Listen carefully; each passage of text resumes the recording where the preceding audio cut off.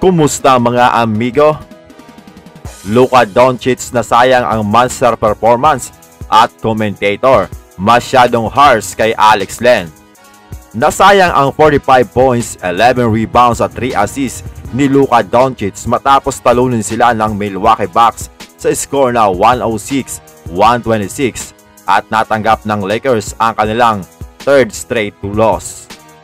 Tumulong naman si Austin Reeves na may 28 points, 8 rebounds at 3 assists, subalit hindi pa rin naging sapat sa balancing opensa ng Milwaukee Bucks na may 5 player ang naka-double figure, samantalang ang Lakers ay 2 lamang.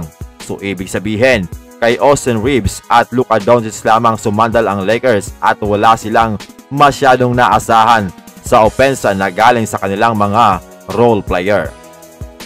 Masyado silang abalang depensahan ang gitna na effective naman sa first half dahil napigilan nila si Giannis Antetokounmpo. Subalit nalilibre naman lagi sa corner ang mga kakampi nito. Sa third quarter mga amigo ay dito na bumulusok ang kalamangan ng Milwaukee Bucks at sabi pa nga ni Reggie Miller na siyang komentator ng laro, si Alex Len daw mga amigo ay hindi man lang dumedepensa, nagre-rebound o umi-score.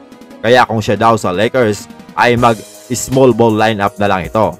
Nako, parang gustong sabihin ni Miller na walang silbi itong si Alex Len. Ayon naman kay JJ Redick, hindi nila na-execute ng maayos ang kanilang game plan at ganitong may kulang na player ay kailangan nilang mas lalo pang sipagan at i-execute ng maayos ang kanilang game plan.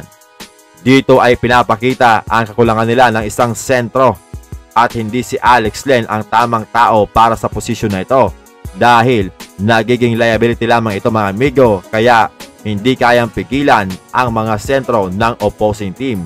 Kaya naman kailangan laging may double team mga amigo na nauuwi nga sa open looks ng kalaban.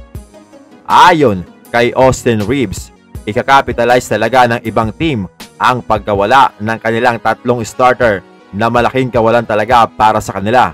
Pero hindi daw nila ito pwedeng gamiting rason, kaya kailangan nila daw na mag-step up at maglaro ng maayos upang talunin ang mga team na ito.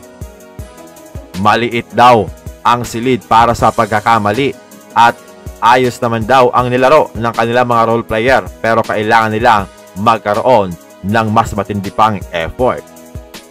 At bukas naman ay muli nilang makakalaban ang Denver Nuggets na tinalo nila sa huling laro, subalit kaya pa ba nila itong talunin ngayong wala si LeBron, Rui at maging si Jackson Hayes? Sino ang itatapat nila dito kay Nikola Jokic?